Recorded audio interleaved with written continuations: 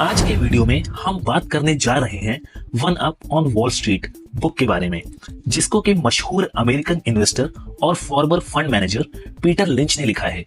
अगर आप Peter lynch के बारे में नहीं जानते हैं तो बता दूं कि पीटर लिंच फिडेलिटी मैगेलियन फंड के मैनेजर थे।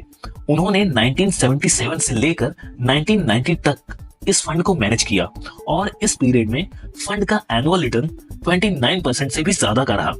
उस टाइम ये वर्ल्ड का सबसे अच्छा परफॉर्म करने वाला म्यूचुअल फंड बन गया था, जो कि बहुत ही जबरदस्त बात है। Peter one up on Wall Street और बीटिंग द स्ट्रीट जैसी बुक के ऑथर हैं। इन बुक्स में इन्होंने अपने इन्वेस्टिंग प्रिंसिपल्स और एक्सपीरियंसेस शेयर किए हैं। आज हम इनकी लिखी one up on Wall Street के बारे में बात करने जा रहे हैं। तो let's begin. Take away number 1, हमें उन कंपनियों पर फोकस करना चाहिए जिनके प्रोडक्ट्स हम खुद अपनी डेली लाइफ में रेगुलरली यूज करते हैं या जिनसे हमारा रोजाना सामना होता रहता है। फॉर एग्जाम्पल, अगर आपको और आपके आसपास के लोगों को किसी खास कंपनी के प्रोडक्ट पसंद आते हैं तो आपको उस कंपनी के बारे में ध्यान देना चाहिए और पता करना चाहिए कि उसका बिजनेस मॉडल क्या है।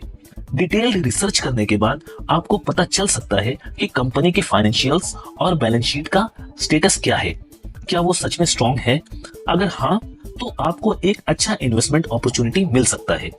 पीटर लिंच ने बुक में कहा है कि आप डेली लाइफ में इस्तेमाल किए जाने वाले प्रोडक्ट्स के जरिए एक अच्छी कंपनी ढूंढ सकते हैं। Take away number 2, retail investors जैसे कि आप और मैं, हम लोग प्रोफेशनल एनालिस्ट और फंड मैनेजर्स के ऊपर थोड़ा सा एज रखते हैं, क्योंकि प्रोफेशनल्स को अपनी नौकरी सिक्योर करनी होती है, साथ ही अच्छा रिटर्न भी लाना होता है। तो ये एनालिस्ट सिर्फ अच्छा रिटर्न कमाने के लिए नहीं देखते हैं, बल्कि कम से कम रिस्क भी लेते हैं ताकि वो अपनी नौकरी भी बचा सके।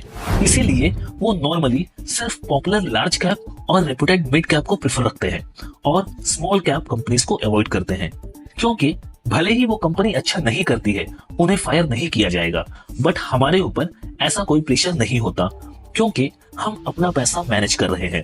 तो हम ऐसी कंपनी में इन्वेस्ट कर सकते हैं जो भले ही पॉपुलर ना हो, लेकिन उनकी परफॉर्मेंस बहुत अच्छी हो और पोटेंशियल भी हो। तो बुक के अकॉर्डिंग अगर हम कॉमन सेंस का इस्तेमाल करें तो एनालिस्ट और प्रोफेशनल फंड मैनेजर्स इन दोनों को ही बीट कर सकते हैं। टेक अवे नंबर 3, हम जिस कंपनी के अंदर इन्वेस्ट कर रहे हैं हमें उसके बारे में और उसके बिजनेस के बारे में पूरी इंफॉर्मेशन होनी चाहिए। हमें बिजनेस के बारे में इतनी इंफॉर्मेशन तो होनी ही चाहिए कि अगर कोई हमसे पूछे तो हम उसको अच्छे से समझा सकें कि ये कंपनी काम क्या करती है, और साथ ही हमें ये भी पता होना चाहिए कि हम उस कंपनी में क्यों इन्वेस्ट कर रहे हैं।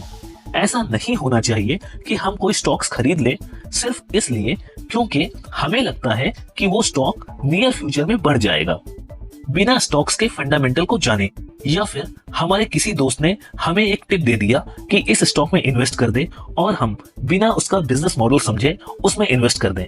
ऐसा नहीं होना चाहिए।